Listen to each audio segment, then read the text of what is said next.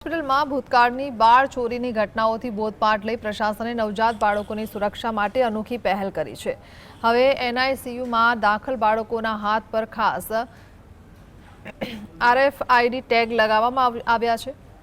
જો કોઈ અજાણી વ્યક્તિ મંજૂરી વિના બાળકીને બહાર લઈ જવાનો પ્રયાસ કરશે તો ગેટ પર લગાવેલું મશીન એલર્ટ થઈ સાયરન વગાડશે અને સિક્યુરિટી સ્ટાફ દોડી આવશે। આ સાથે જ આઈસીયુ બહાર સગા સંબંધીઓને સૂચના આપવા માઇક સિસ્ટમ પણ શરૂ કરાઈ છે।